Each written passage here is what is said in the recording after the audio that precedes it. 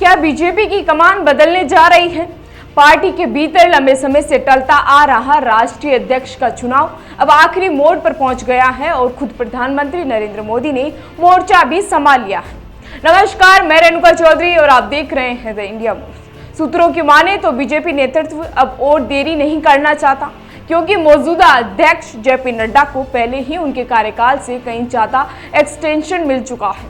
Party के संविधान के अनुसार नड्डा का कार्यकाल जनवरी 2023 में ही खत्म हो गया था, लेकिन 2024 लोकसभा चुनाव को ध्यान में रखते हुए उन्हें आगे बनाए रखा गया है।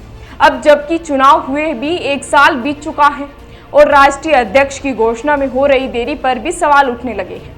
इस मुद्दे को सुलझाने के लिए पीएम मोदी ने अपने आवास पर अमित शाह, राजनाथ सिंह और BL संतोष जैसे वरिष्ठ नेताओं के साथ अहम बैठक और लंबी बैठक भी की, जिसमें उन राज्यों के संगठन चुनावों पर चर्चा हुई जो राष्ट्रीय अध्यक्ष के चुनाव में बाधा बन रहे थे। दरअसल बीजेपी संविधान के अनुसार राष्ट्रीय अध्यक्ष को चुनाव तब तक संभव नहीं है जब तक सभी राज्यों के संगठन चुनाव पूरे न हो, क्योंकि राष्ट्रीय परिषद और निर्वाचन मंडल इन्हीं चुनावों से बनते हैं। जानकारी के मुताबिक बैठक में कर्नाटक, उत्तर प्रदेश, पश्चिम बंगाल, उत्तराखंड, गुजरात, तेलंगाना, महाराष्ट्र जैसे राज्यों के प्रदेशाध्यक्षों के नाम पर भी चर्चा हुई और कई नामों पर सहमति भी बन गई है। माना जा रहा है कि 2-3 दिनों में आधा दर्जन राज्यों में प्रदेश अध्यक्षों की घोषणा की जा सकती है। इसी के साथ 20 अप्रैल से राष्ट्रीय अध्यक्ष के चुनाव की प्रक्रिया शुरू कर दी जाएगी। पीएम मोदी की इस बैठक को गेम चेंजर माना जा रहा है, क्योंकि अब तक यह तय है कि 23 अप्रैल से पहले नया बीजेपी अध्यक्ष तय हो जाएगा। वहीं इस अध्यक्ष के कंधों पर 2029 तक पार्टी की नया पार करने की जिम्मेदारी होगी और इसी कारण चेहरा ऐसा होना चाहिए जो न सिर्फ मोदी शाह की पसंद हो, बल्कि संघ की अपेक्षाओं पर भी खरा उतर सके। पार्टी के भीतर यह भी मंथन चल रहा है कि प्रदेशाध्यक्षों के चयन में जातीय और क्षेत्रीय संतुलन कैसे साधा जाए।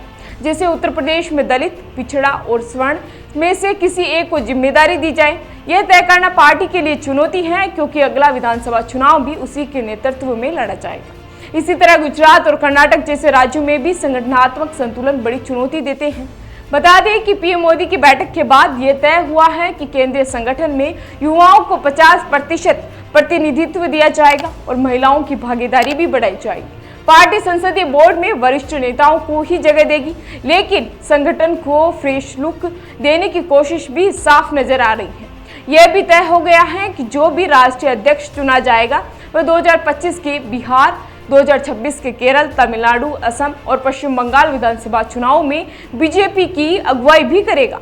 ऐसे में राज्यों में जहां बीजेपी को अब बड़ी ताकत या बड़ी सफलता नहीं मिली है, यही वजह है कि जेपी नड्डा की जगह अब एक ऐसा मजबूत, आक्रामक और रणनीतिक चेहरा तलाशा जा रहा है जो न सिर्फ वर्तमान समीकरणों में फिट बैठे, बल्कि भविष्य की जीत की कहानी भी लिख सके।